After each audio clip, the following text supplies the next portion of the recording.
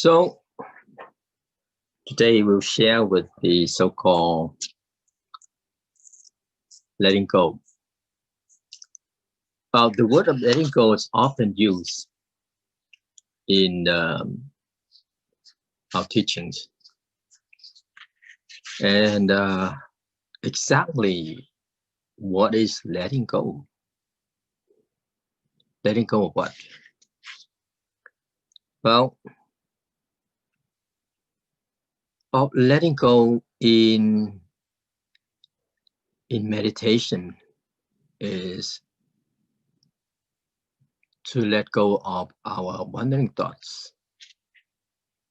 Wandering thoughts that is not related to the method that we are using.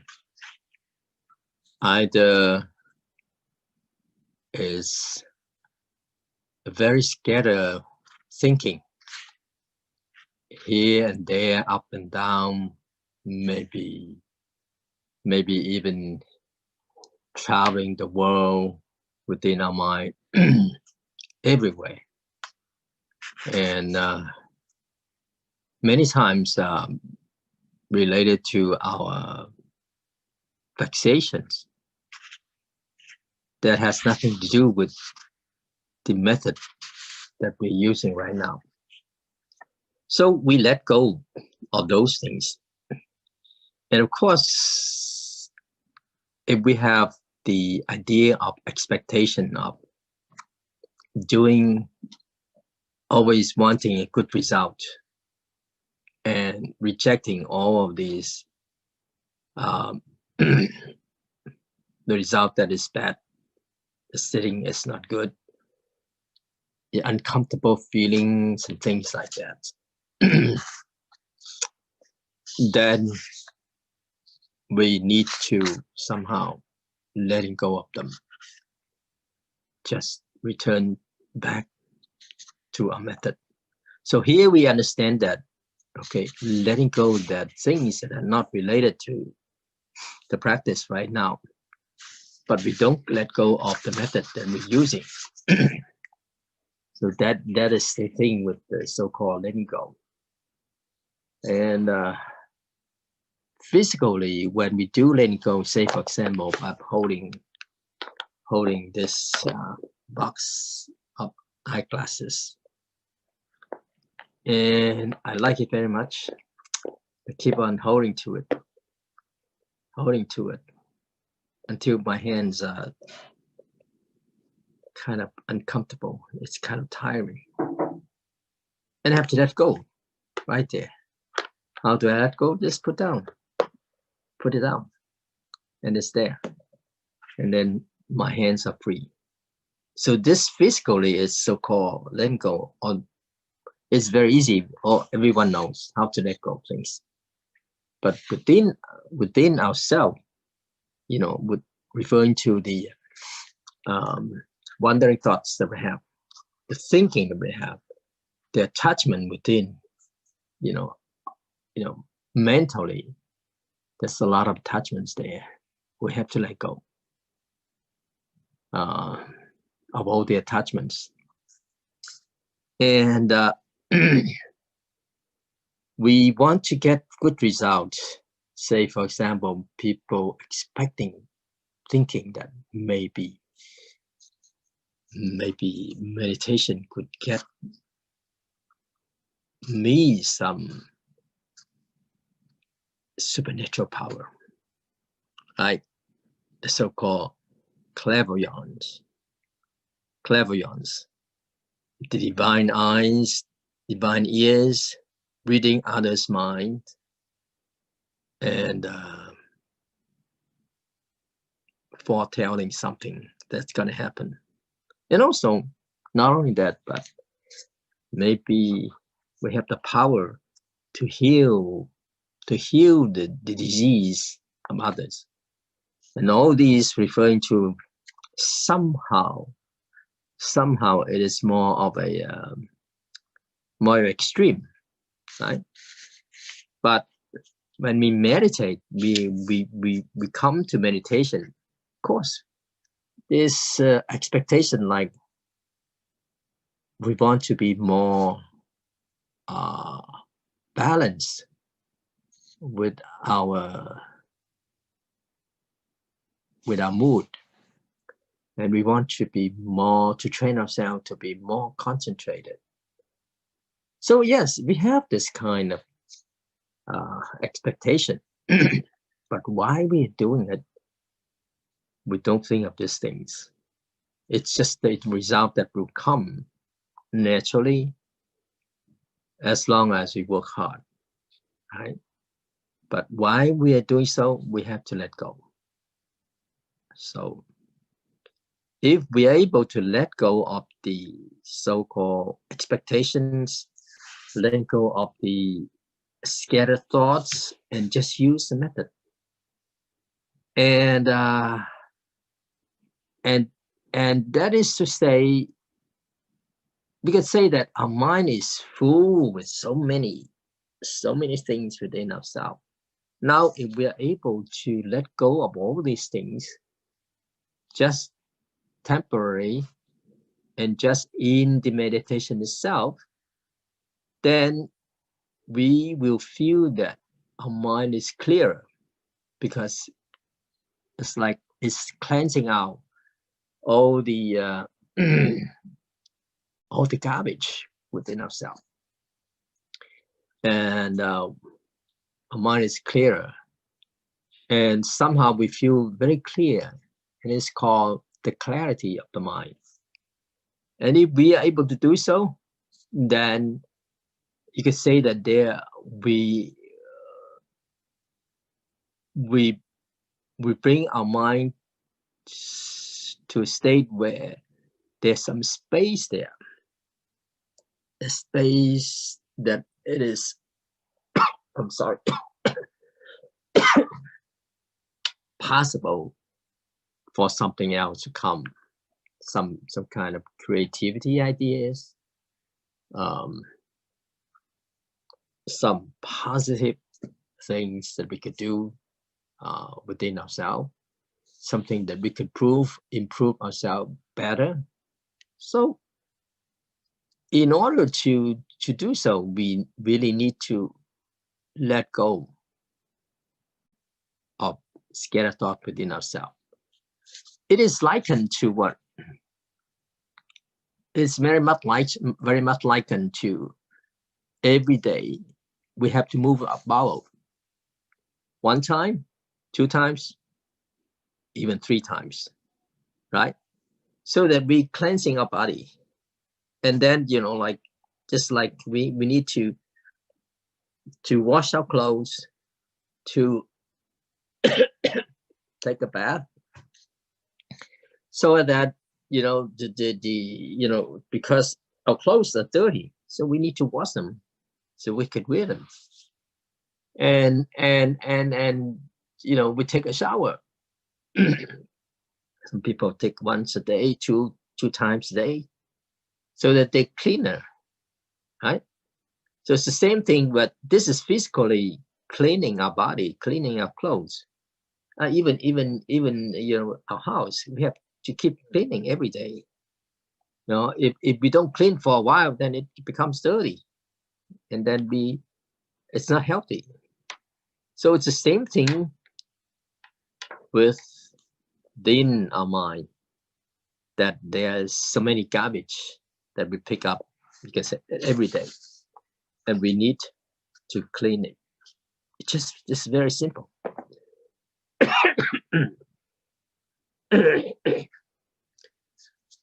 When we were kids, and in our house there are lizards that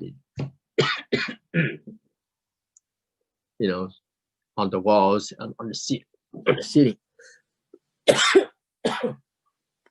I'm sorry, something today.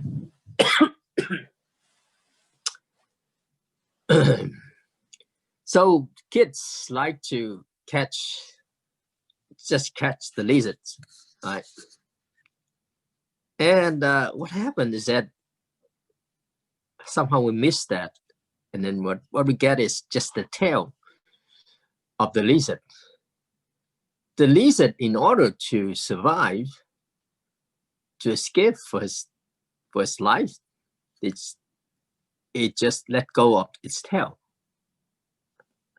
And it's just, a similar thing is that crabs, you know, if you use your hand to get the crabs, and then it may just let go of its legs in order for it to survive and to escape.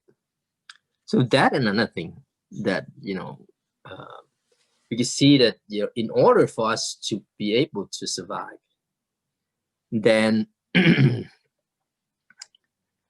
we need to let go of something. And what the results is not only just it's cleansing our clogged up mind, but also it could lead to something called the clarity of the state of mind, and also even to reach enlightenment. And probably we heard or we know about the story about our Sư Công, Master Sheng Yen, and our great grandmaster Ling Yuan. When Sư Công was in the army, and he wanted very much at that time to return to the monkhood. And one night, he was staying in a temple. There just happened that there was another monk, a senior monk, well, actually Master Ling Yuan, was also in the, you know, in the platform. And our Sư Công approached him and asked him questions. And Sư Công was talking, you know, what is it about his life? What is it that he wanted to do? He is in the army right now, and then, you know, what is about his future? Probably he said that probably he was talking for 2 hours or so. And then finally, you know, during the talk, Master Ling Yuan didn't say much, but just hear that, you know, just listen. And then finally, Master Ling Yuan, our great grandmaster, just banged on the wooden bed like this, and then he said, "Let go," and go to bed. The moment of banging and letting go, right there, let our Sư Công could really, at that moment, let it go of everything. And the experience was so powerful that he was like sweat all over, you know. And then you know, he just lie down and go to bed. And that itself, it's the experience of the so-called letting go to reach enlightenment. Of course, we also know about, probably know about the case with Master Empty Cloud, which is Master Xu Yun.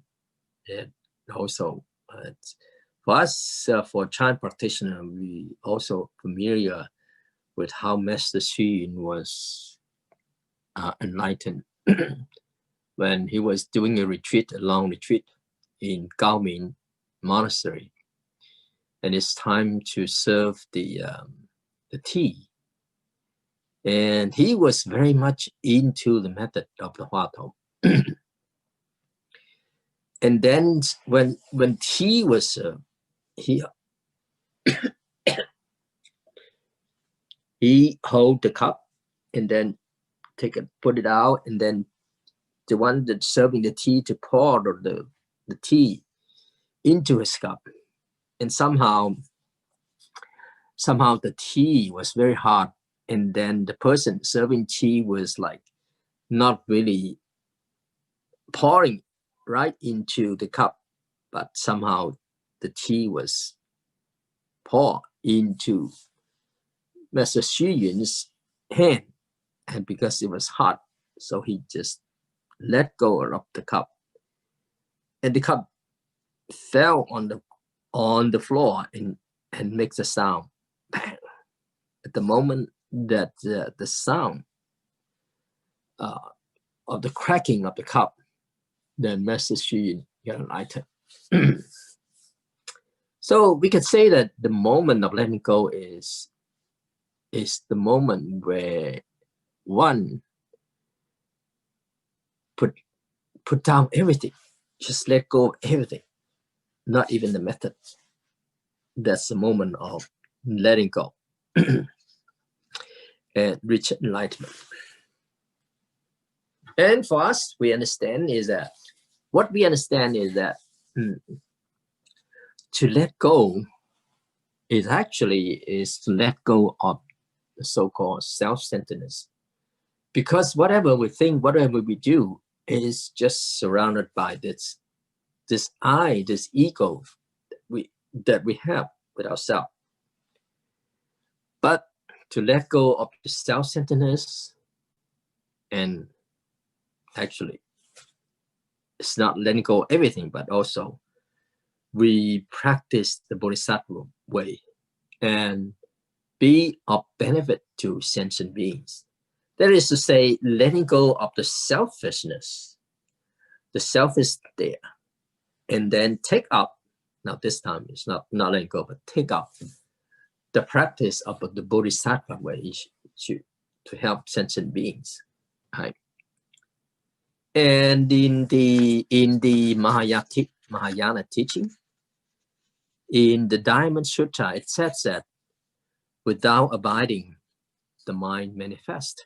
Now this word is without abiding, referring to actually we don't have any attachments to anything at all, but still the mind functions freely. It is exactly because it is able to let go of everything and then still function freely. That's what it says here, this word. Because this saying here, without abiding, the mind manifests, actually is when Master Huineng, the sixth patriarch, was able to get enlightenment just because of hearing this phrase right there. And for ordinary people, well, what is it that we are letting go of? Actually, we are letting go. Once we practice and we know that in meditation or in a daily life, we try not to have, first of all, is not to have bad thoughts, right? And when we realize that we have thoughts that is not related, or that is not supposed to be good thoughts, unwholesome thoughts, referring to referring to greed, referring to desire, jealousy, angry, hatred, all these thoughts, we try so that it will not develop. Right? So that's how we start. And also we could see that once we know that we are not supposed to have all these thoughts, then in our daily life, we could see that very much that we need to work with our habitual tendencies, which is we're doing something like this and we repeating certain things on again and again. Right? So this become our habit. And if it's like this, and then it becomes our character, that we will behave in certain way. So once we realize that, then we have to work on it like this, to work with the habitual tendencies. And of course, we know with the practice is we start from the scattered thoughts, the scattered state of mind, and then gradually we practice. So we are more and more concentrated. And then we come more and more into the so-called one mind state, which is referring to the body and the mind is one. And then later on, even further, the body, the mind, and the environment is one. Now, when we get to this state of mind, it's not enough, because it is, we still have this big self that's there. Then we have to go beyond that, to reach a state of no mind. No mind doesn't mean that there's no thoughts, no thinking. No, it's not like that. But no mind is referring to no self-centeredness. So we can say that step by step, we have to let go. Just like be peeling an onion, right? Put one layer after the other, one layer after the other, and then at the end, there's no more, right? So somehow we have to learn how to let go of small things, and then later on big things, and letting go of all the emotional affliction that we have there. And this is a small story that I'd like to share with you. Is a king, a French king, and then one day he held a contest. He invited many people into his palace. He wanted to choose the best dancer. So he asked them to go from room to the room, from room to the room, room to room, and then come back to the, come out. And he will observe who. It is very easy to observe who will be the best dancers. Whatever they do, they just dance along the way. And then, why did he do that? Because in his palace, there's so many good things, so many treasures in there. So if the person that is greedy, they want something, then what they do, they hide inside their clothes. And then if that's the case, then they cannot dance. They cannot dance because they have to somehow hide all these things in there, and then the dance will be not good. Then whoever that is very free, they don't care about those things, then that person will be the best dancers. And actually, this story is referring to the so-called letting go. Right? So for practice, we try to let go of our wanting thoughts in meditation. And then in our daily life, we try to put ourselves in the task that we are doing, whatever that we're doing. And then eventually, and then actually, along with that, you also let go of many things. And of course, we know that through experience, we feel that the more that we could let go, the more that we feel we are freer spiritually of the mind. And then one day when causes and conditions are ripened, we will be able to just let go of our self-centeredness. People may have questions like, what exactly is self-centeredness? Well, actually, whatever we're thinking of, if we are not enlightened yet, all we think of is related to ourselves. Could be ourselves that I feel happy, I feel sad, I feel angry, I feel certain way, that doing certain things, and we just repeat that. That's all. It seems like it's very, you can say it's very boring, but that's how we do. And that's how we live our life, right? So try to let go and let go and let go. This is what happened. And now come the question and answer period. The first one is, how can we let go of painful memory by using our practice? So this is the first one. What exactly do we need to do to address this painful memory? How can putting our attention to our meditation method during sitting meditation decrease the feeling of pain? Well, all these questions here relate to one thing, is how to deal with the painful feelings that we experienced before. It could be in our childhood.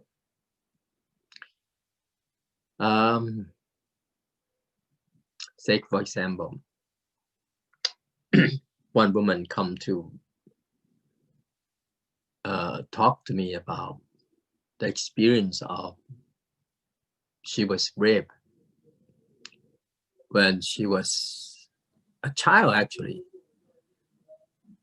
by our neighbors. And every time she was thinking of that, she get very upset. And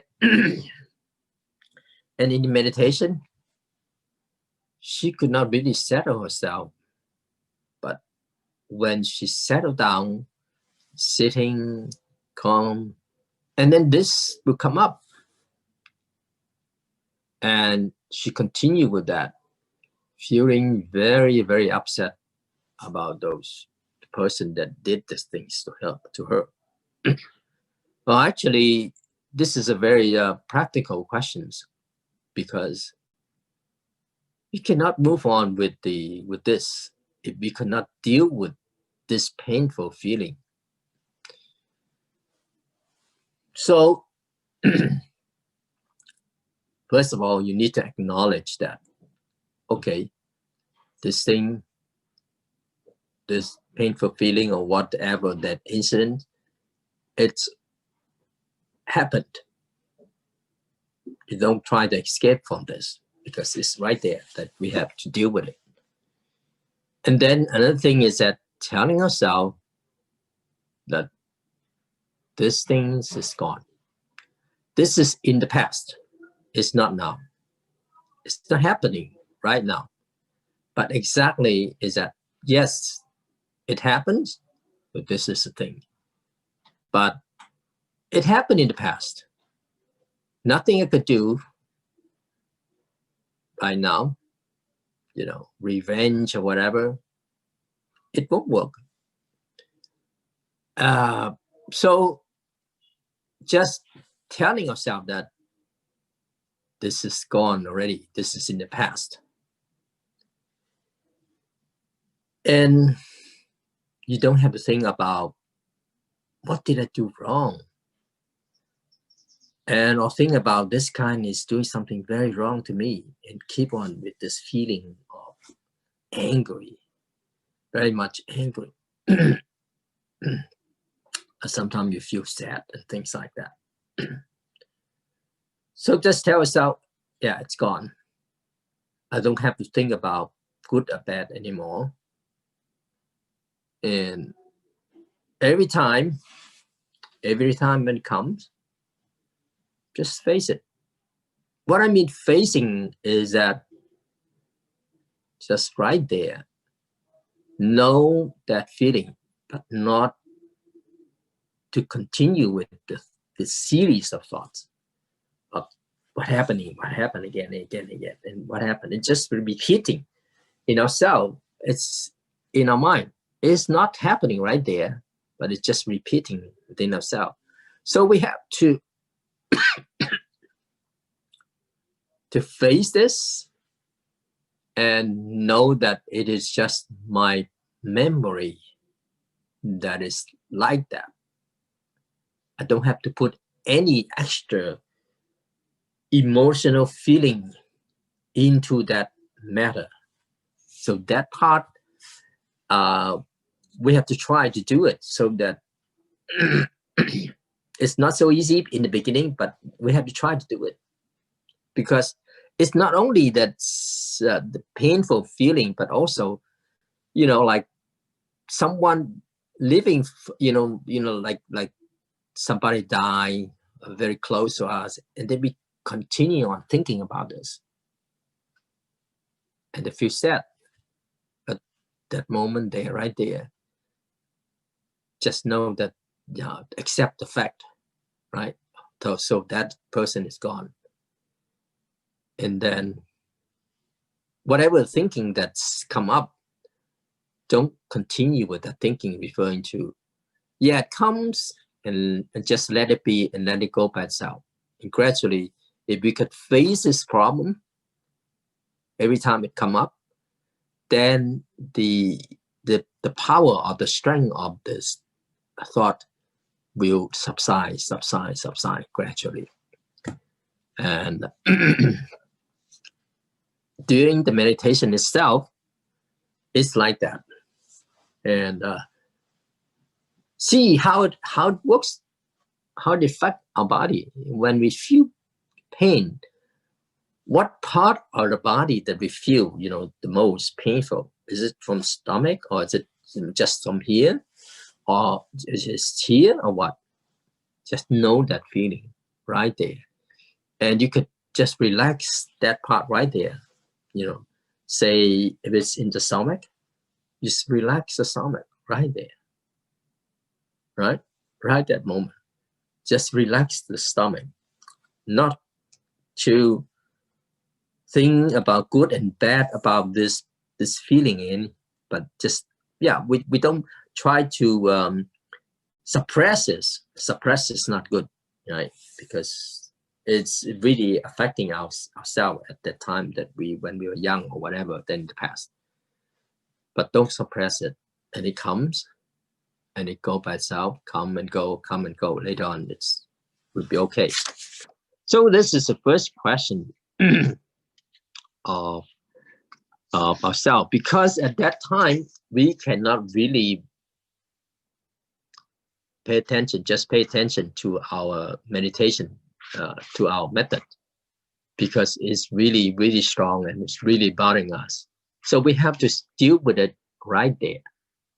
And this is a good question, is that because in meditation, if we have all these, you can say that painful feeling or vexations, if we don't deal with it, then it will just always connect with us. So somehow we have to deal with them and let them go, and then clear our way so that we could move on with our practice. Okay, so this is what happened. The second question is that, is meditation practice actually only to temporarily shift our attention? And when we finish our sitting meditation and go back to our daily activities, the pain will come back again with its full force. So is meditation practice a sort of being escapist? Well, actually, this related to the answer that I already addressed in the first questions, because we face it, we deal with this. And then once we deal with it, then it's not too bad in our daily life, because we already deal with it, and then it's settled. So in meditation itself, the meditation practice, it is not escapist if we don't deal with it, then we escape from it, but it's always there. Now, if we deal with it, then it's fine, right? So that's the, don't worry that it will come back in full force. It will subside. And certain things that you can let go right there, if your power of meditation is very strong, just right there, that don't continue with it, then it won't come back. But certain things that, yeah, right, the moment is there, and then it comes back again. But if we deal with it with this with what we did, then it will be able to, gradually fade away. So don't worry about it. So this is the second question. And the third one is meditation practice not in line with the efforts to attain financial success? We need money, but we were told to meditate and let go. What exactly do we need to let go? How can we become financially successful if we have to let go our wish to have money? First of all, is this questions about money. What is it that you need the money for? So we have to ask ourselves. If we have to support ourselves, for the living, of course, we need it. That's for sure. But if we want to have a financial success, then we will have to ask ourselves, what is it that you want this money for? It's just want to get rich? Is that all?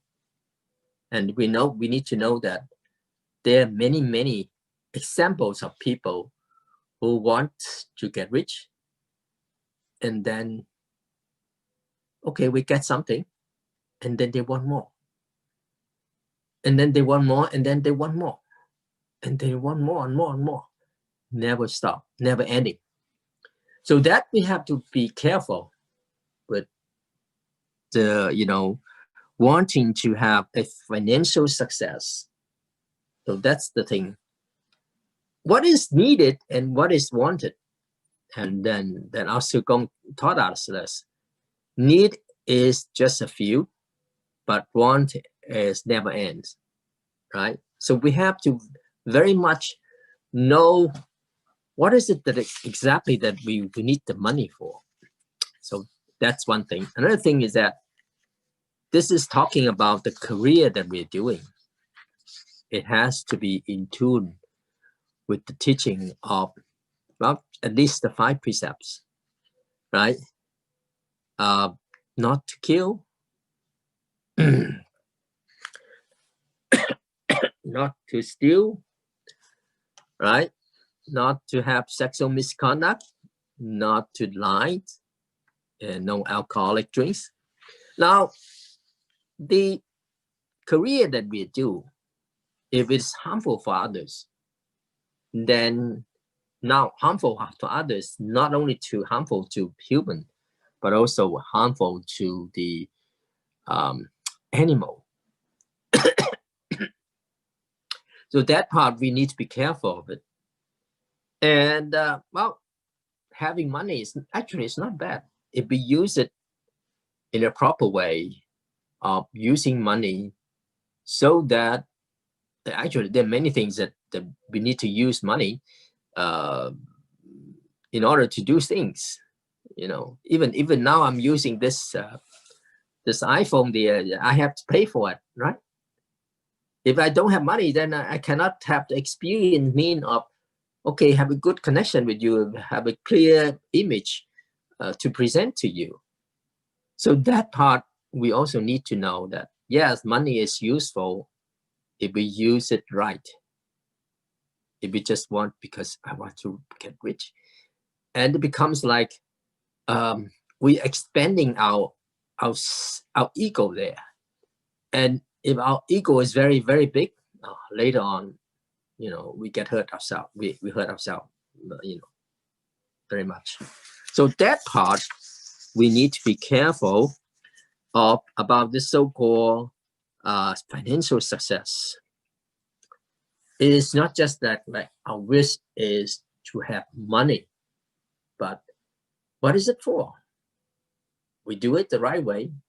Money is very useful, right? If we don't have money, then nobody supports the center we have, right? So still, in the Buddha's time, there are rich devotees that donate big land to the Buddhas and the monastery, the monastics to stay. They have to have rich, they have to have money, but they use in the right way, right? So these are the questions that people like to ask. We still have a little bit of time. If you have some more questions, go ahead.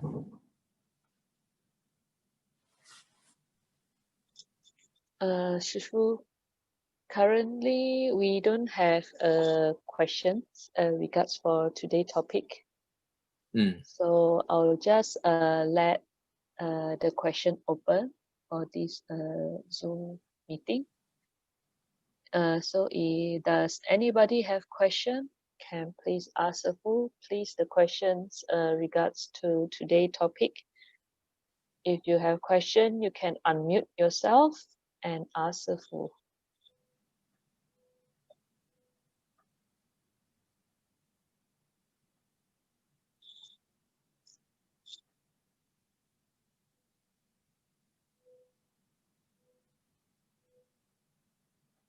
Anybody? I have a question. I have a question. Please. I have very noisy upstairs neighbors, and I talk to them, but their lifestyle, they are up until 2 or 3 in the morning. And one is to bear, to be nice to people, not to fight, but what's the balance between to bear and not to fight, or just to observe it's my karma probably. How do I deal with it? Thank you. Situation like this, because it really bothers you, especially early in the morning. But if you already tried, try to communicate with the neighbors and tell them that, it's really bothers, our life, our living. And could they do something? Or do they know that they are really doing it to disturb you? You have to let them know, right? Well, if you already tried and then, not much change, then you somehow have to make a way so that, say, for example, could you do something to block the noise of our neighbor? I don't know how much, how crowded the area that you live in, and you could do with your walls or your windows, so that you kind of block the noise that coming in to you. I don't know, maybe it's you live and then somebody upstairs in the other floor that banging and that part, you have to do something to let them know, right? If you already try all the things that possible, but still they're like this, you have to accept it and just think, oh, that's the way they are. And once we accept them, actually to our mind, it's not too bad. That's all, right? Because you already did your part, and then not much you could do. Then you have to accept it. Okay, thank you. Okay, You're welcome. Sifu, there's one question here, probably a little bit almost similar with the previous one. How to live with let go concept, but still have ambition and passion? Yeah, ambition, it's still we do, no problem. But actually, it's already answered in the previous questions, because even for practicing, we need to have very much ambition in practice, right? But this this ambition is the right direction that we're heading to, right? So we have to know that this ambition, what is it for? It's not for the motivation of being selfish, but probably this kind of ambition that we do is to the betterment of ourselves and then the betterment of others. So it's benefit to the others too. And then we need to really work out. Actually, many enlightened masters, they have to very much zealous in their practice. But the way the motivation is not just for themselves, because if we are very much ambitious about ourselves, actually the wall or the way we walk, the path is very small. But if we expand our mind out, then it's like a bigger scope, and then we walk, in such a way that it's freer, but still with ambitions. Okay.